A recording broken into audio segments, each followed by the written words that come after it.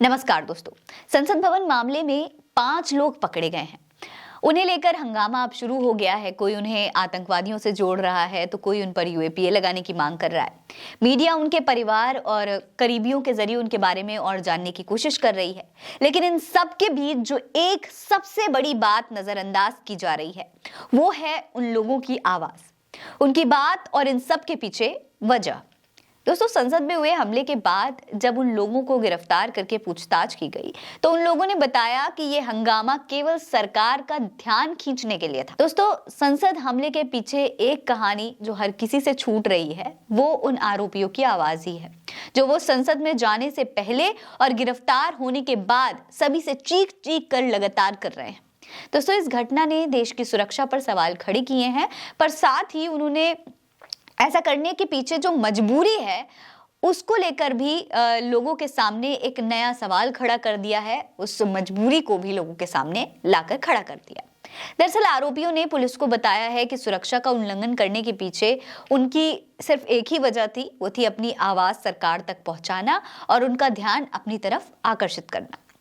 Police ने पूछताछ के दौरान इन 5 आरोपियों से बात की तो इन्होंने बताया कि ये लोग बेरोजगारी, किसानों की परेशानी और मणिपुर जैसे मुद्दों से परेशान थे। इतना ही नहीं, उन्होंने संसद के बाहर और अंदर जो कलर बॉम्ब फोड़े हैं वो भी केवल सरकार और मीडिया का ध्यान खींचने के लिए ही था। शायद इसीलिए वो जो कलर्स थे, प्राइम कलर्स जैसे कि रेड या येलो, ऐसे कलर्स का इस्तेमाल किया गया जो कि मीडिया के कैमरों पर अच्छे लगे और लोगों का ध्यान खींच सके। उन्हें लग रहा था कि ऐसा करके सरकार उनकी बातों को गंभीरता से समझेगी। नहीं, हिंदुस्तान की एक रिपोर्ट के मुताबिक ये लोग प्रधानमंत्री नरेंद्र मोदी से भी मिलना चाहते थे और उनसे मिलकर अपनी बात, अपनी परेशानियां भी बताना चाहते थे। हालांकि इन बातों को हमला बताकर इस मुद्दे को दबाने की कोशिश की जा रही है।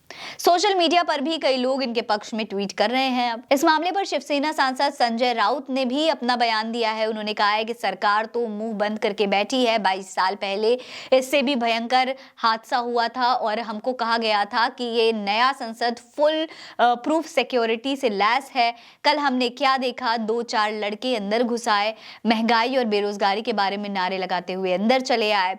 ये ठीक नहीं है। देश के युवाओं की दिशा बदल रही है, वो निराश हैं, इसके लिए सरकार जिम्मेदार है। लेकिन सरकार सभी राज्यों में शपथ ग्रहण समारोह में व्यस्त है।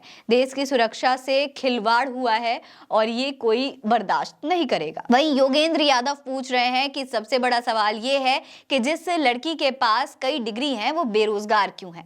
आखिर इन युवाओं को भगत सिंह वाला रास्ता क्यों चुनना पड़ा? नरगिस बानो कह रही हैं कि संसद के बाहर नारेबाजी करने वाली नीलम ने BA, MA, BEd, MEd, CTET, MPhil और नेट कर रखा है। ये जानकारी नीलम के भाई ने दी है। सोचिए, अब बेरोजगारों को सदन में हंगामा करना पड़ रहा है। इसका मतलब जमीन पर बेरोजगारी हद से ज्यादा विकराल रूप ले चुकी है। सियाराम मिरोठा कह रहे हैं कि बेरोजगार नाम सुनने से ही एक कलंक के समान लगता है। जिस युवा ने अपनी पढ़ाई लिखाई मात्र नौकरी पाने के लिए की हो और उसे नौकरी नहीं मिल रही हो, उस पर क्या बीतती है आप इस बात का अंदाजा नहीं लगा सकते हैं। ये बात केवल एक बेरोजगार ही समझ सकता है। विनीता जैन लिख रही हैं कि अब तो जाग जाओ भाजपा सरकार, बेरोजगारों की सुन लेते तो आज ये दिन नहीं देखना पड़ता। दोस्तों, आपको याद होगा कि आज से कुछ दिन पहले देश के रेल मंत्री अश्विनी वैष्णव ने ये बात कही थी कि भाजपा सरकार हर साल 2 करोड़ नौकरियां लोगों को दे रही है। हमने भी आपको अपनी रिपोर्ट में बताया था कि ये आंकड़े कितने गलत हैं। बेरोजगारी से हर दिन न जाने कितने युवा आत्महत्या करने को मजबूर हो जाते हैं। हर राज्य में युवा कितने प्रदर्शन कर रहे हैं बेरोजगारी को लेकर, लेकिन उनकी आवाज सुनने वाला कोई भी नहीं है। ऐसे में अब लोगों का मानना है कि ये बेरोजगार युवा भी सरकार पर अपनी बात पहुंचाने के लिए ऐसा कदम उठाने को मजबूर हो गए हैं। इस बारे में आपकी क्या राय है, हमें कमेंट सेक्शन में लिखकर बताइए। ये खबर आप उल्टा चश्मा यूसी पर देख रहे हैं। मेरा नाम फरीन अंसारी है। जय हिंद, जय भारत।